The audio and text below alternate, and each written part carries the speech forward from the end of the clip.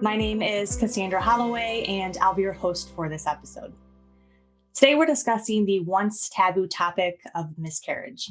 We're joined by OBGYN, Dr. Swapna Kollikonda. Thanks for being here and welcome to the podcast.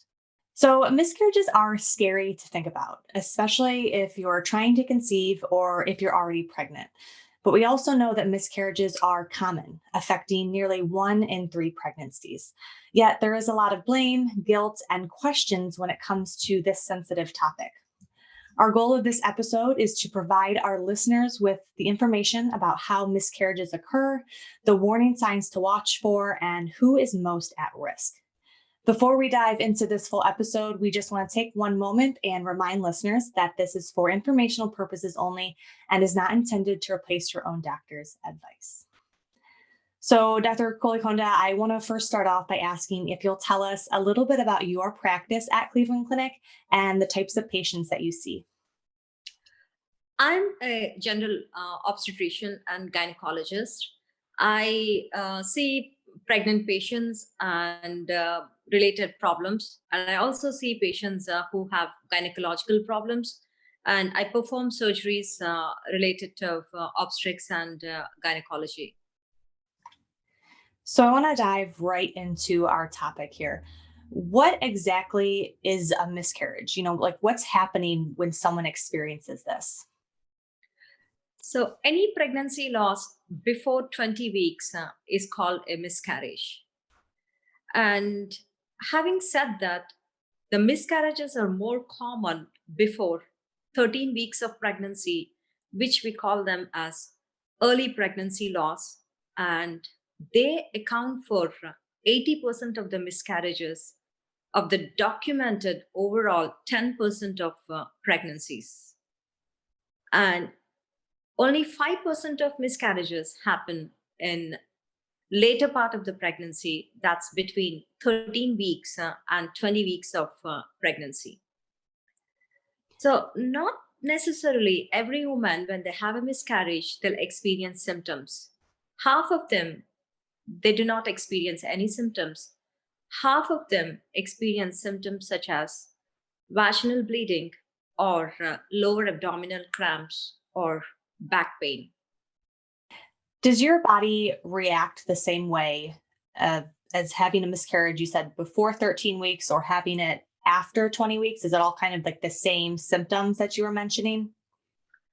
After 20 weeks, most of the pregnant patients start feeling the baby movements, and a lot of pregnancy systemic changes happen in the body.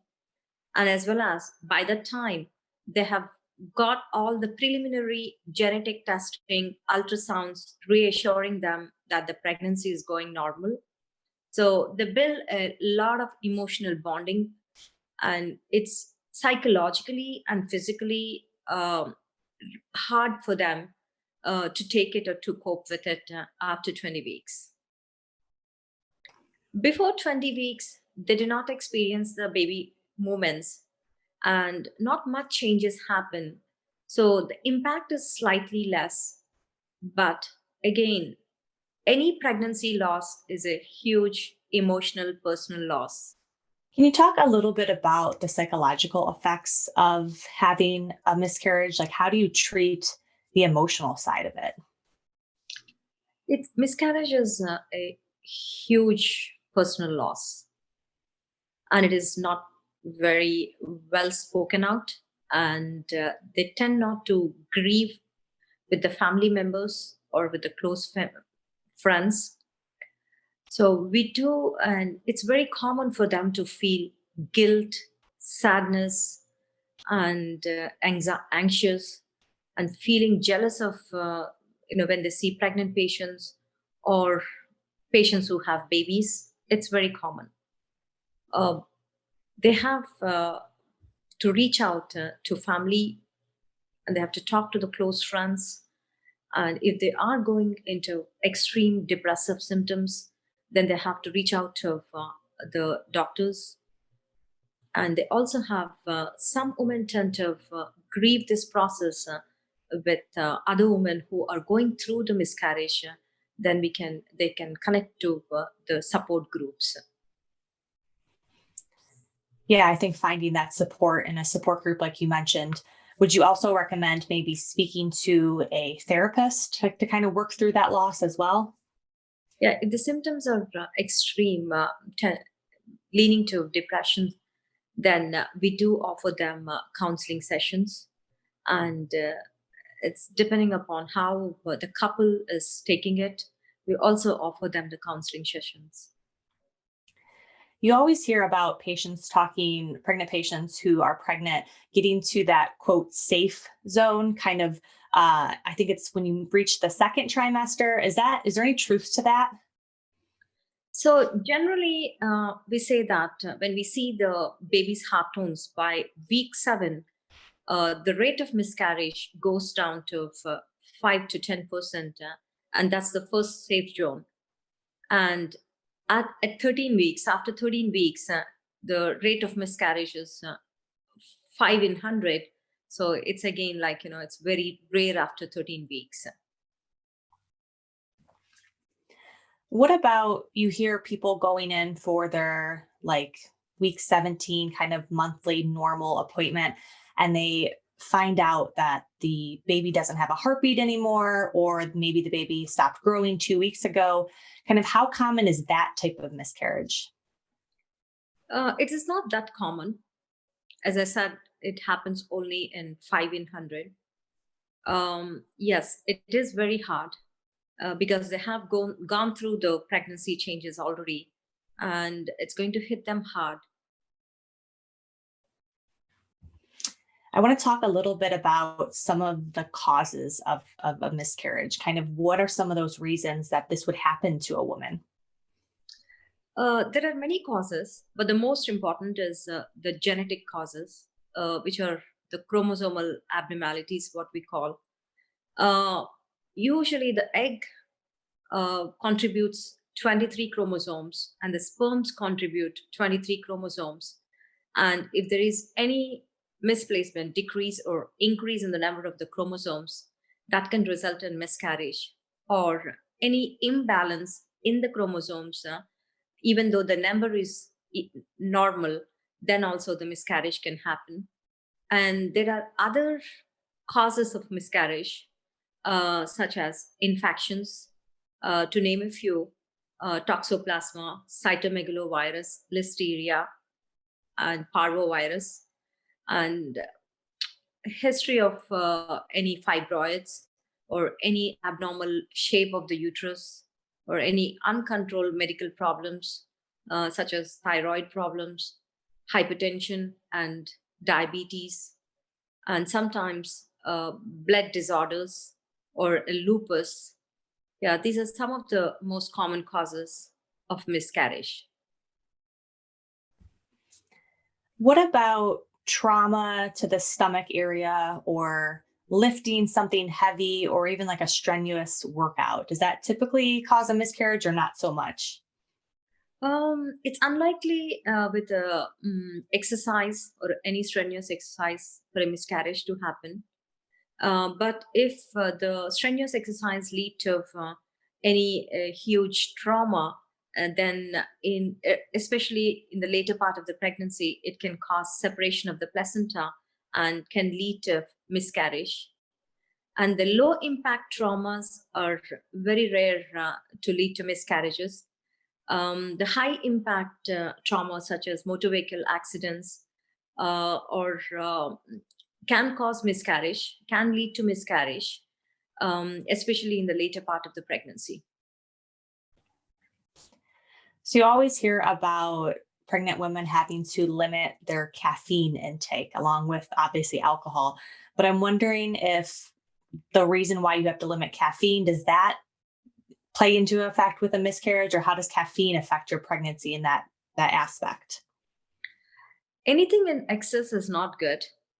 So, caffeine, smoking, alcohol, they do not have the direct relationship with miscarriage, but we tend to restrict caffeine at least 200 milligrams per day, which is equivalent to 2 cups of coffee a day.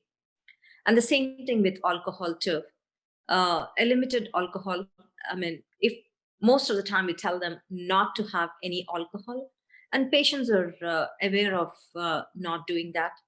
And smoking, either a personal history of smoking or a secondhand smoking, we tell them to avoid. What about like hot tubs and saunas? I know pregnant women should be kind of aware of increasing their internal temperature. Should we avoid hot tubs and being in like hot environments when we are pregnant? So there is no direct scientific evidence to say that they can lead to miscarriage. Yeah, a few things can happen if you've regularly exposed to hot tubs, especially the hot saunas. It can lead to spinal cord defect, neural tube defects, such as spina bifida. And the same, sometimes if you're for a long time in the hot tub, you can feel your blood pressure can go down, and that can affect your pregnancy. So basically, the underlying theme here, as we said, that it's genetic reasons for a miscarriage, correct? Most of the time, 80% of the time, it's a genetic reason for the miscarriage. 80%. That's right. Okay. So I want to talk a little bit about who's most at risk for a miscarriage. Does the percentage ever go up and down for certain age groups? Kind of talk to me about the risk factors involved. So below 30 years, the risk is 20%.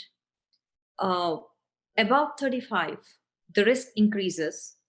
And when we hit like 40 years, the risk increases by 40%. And at 45, the risk increases by 80%.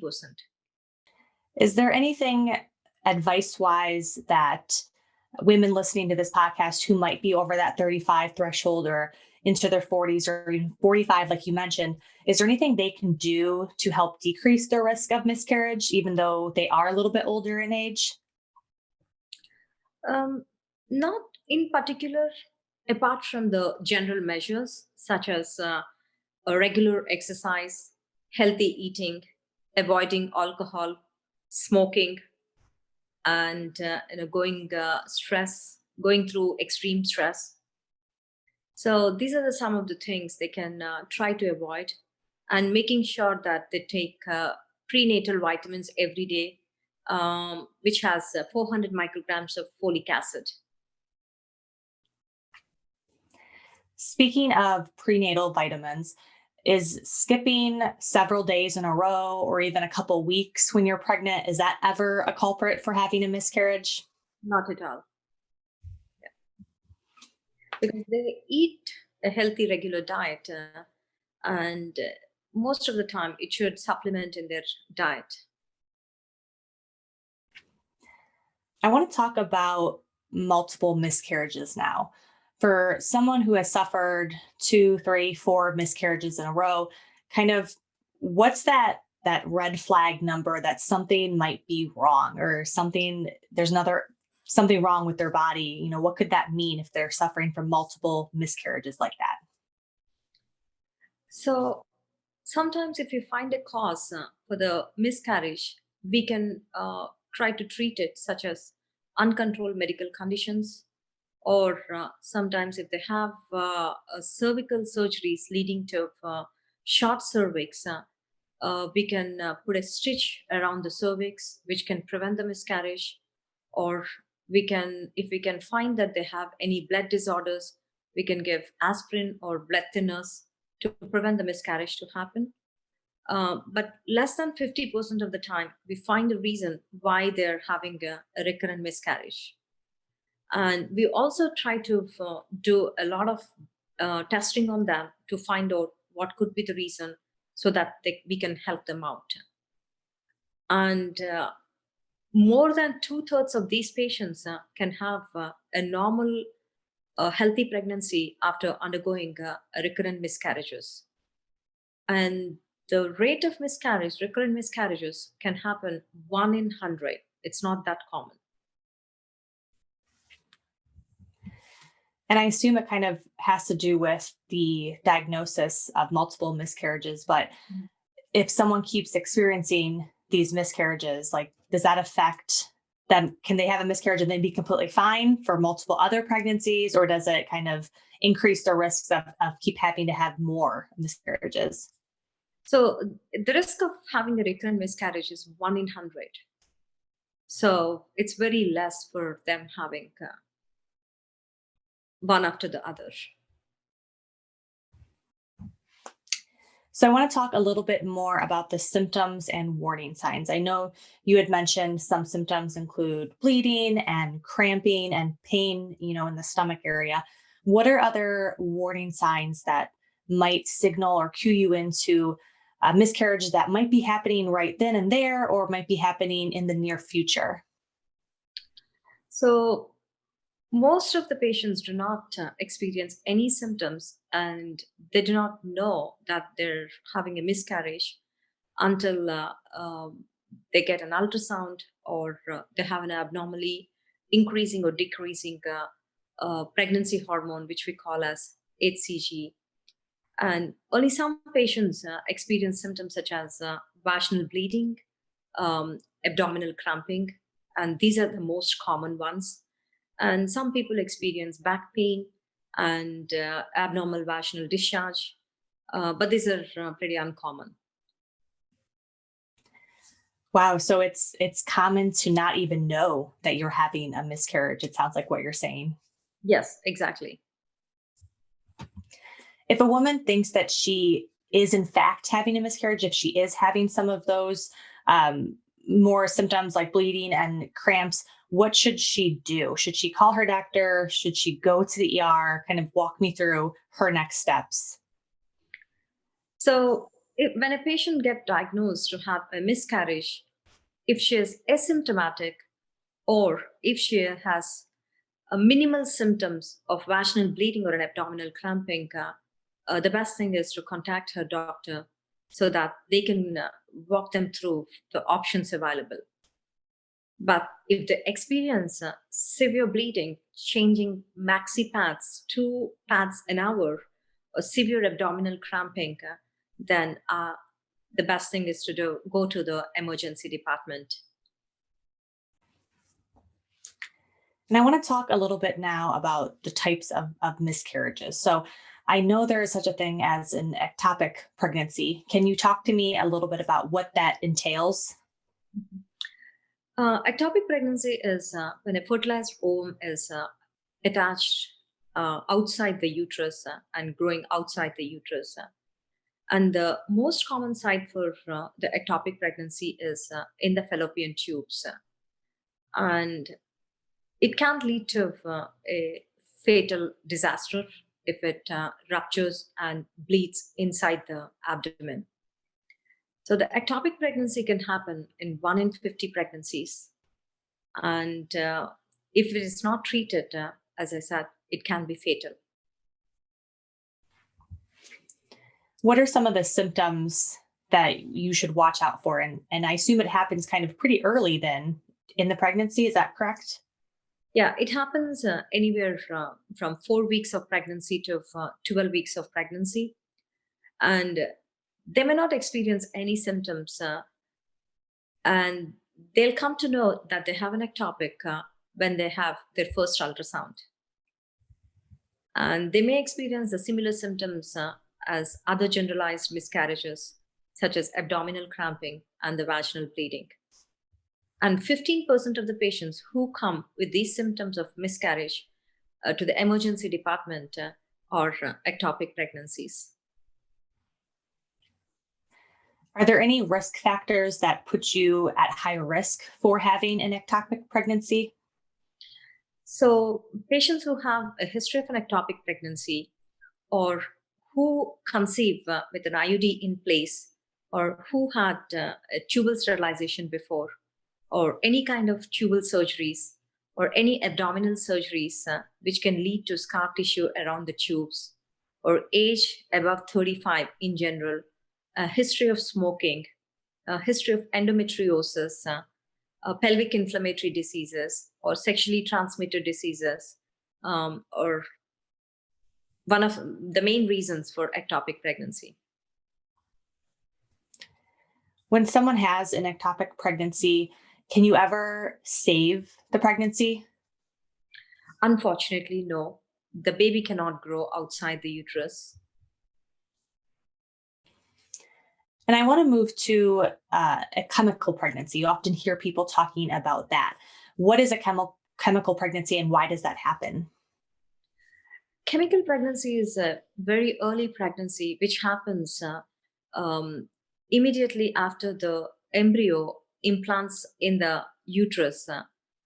And it happens between 4 to 6 weeks before we can even diagnose the pregnancy on the ultrasound.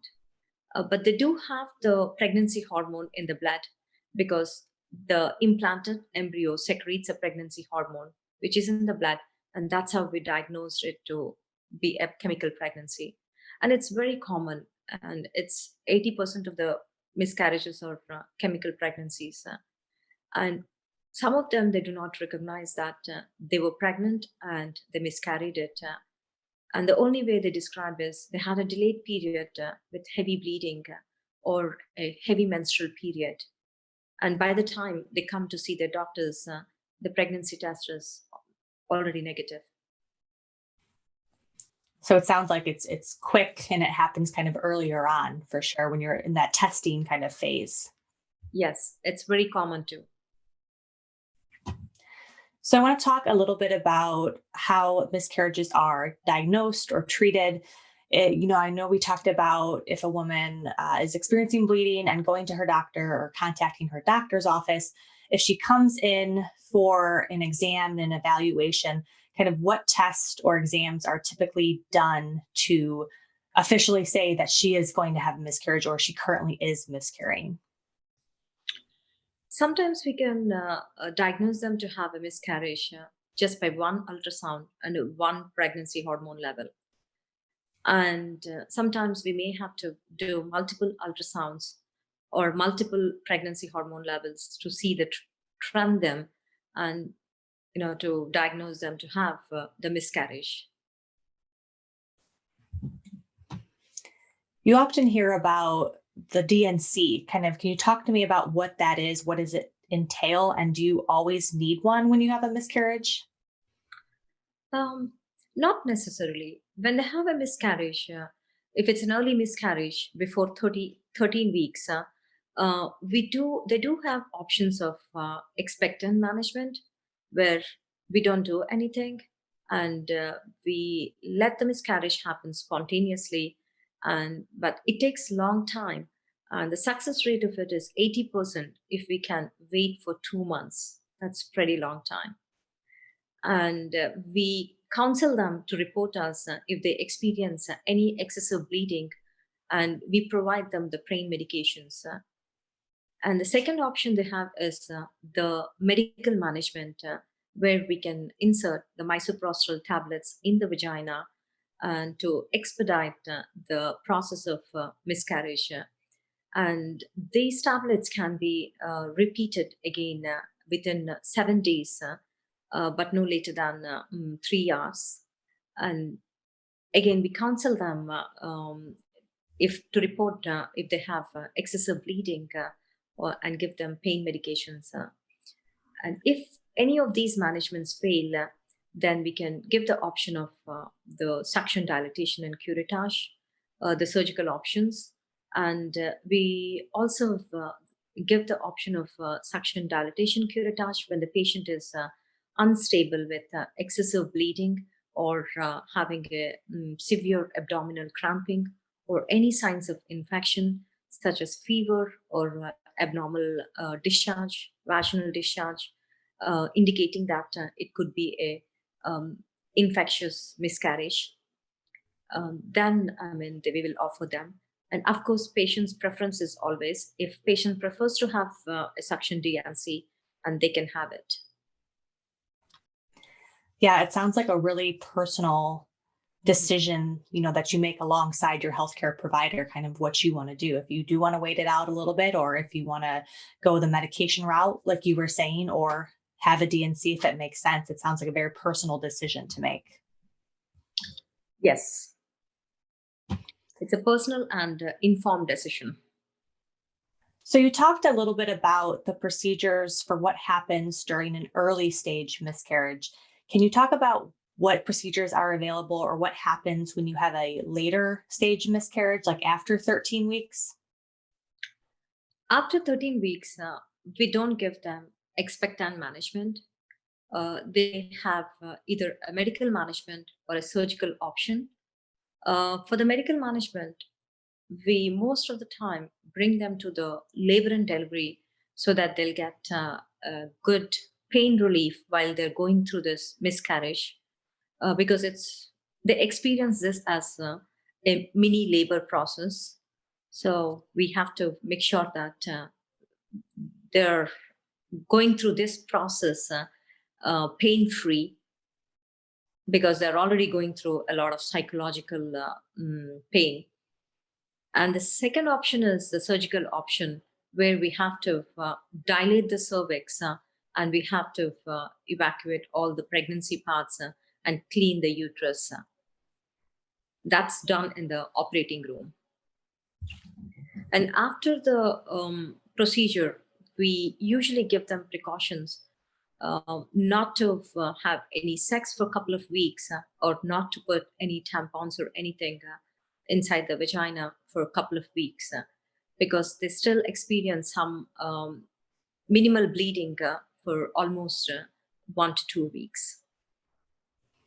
How soon can you try again to get pregnant after a miscarriage? Kind of when can you start trying again? Early miscarriages, they can get pregnant within 2 to 4 weeks, whereas miscarriages between 13 to 20 weeks, they can get pregnant after 3 months. So it's up to them. Every couple is different. Some couple get over with this miscarriage pretty fast, but some couple take time. So I always tell them that when they're emotionally and physically ready, then they can go ahead and try to get pregnant. Yeah, going through a miscarriage obviously takes a toll on your body physically, mentally, emotionally. So, one of the last things I wanted to ask you about today is what advice do you have for women preparing for future pregnancies after going through this emotional and physical roller coaster? How do they move past this experience? This experience is always going to be there, and they always think about it. But we just have to go with the flow sometimes. And the regular exercises and regular healthy diet with prenatal vitamins, and they have to go with the general measures. And they have to remember that a miscarriage is a random thing. And the recurrence rate of miscarriage is also only 1 in 100. So they should always be positive that this is going to be a normal, healthy pregnancy. Why is it important to still seek care or reach out to your doctor if you think you're having a miscarriage, even during a global pandemic? So pandemic is something different, but this is again a medical emergency. So when you're having a miscarriage, it's first you have to get a treatment, either it is an expected or a medical or a surgical options.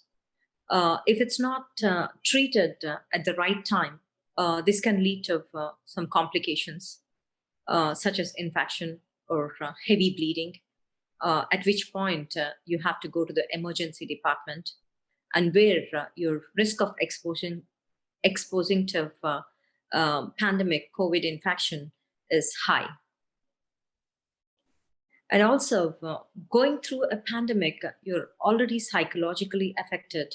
And adding to that, if you're going through this process of miscarriage, that psychological impact is going to be high on you.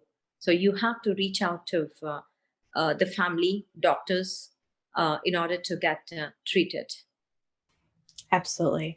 Thank you, Dr. Kollikonda, for joining us and sharing all of your insight. We really appreciate you being here. Thank you for having me here.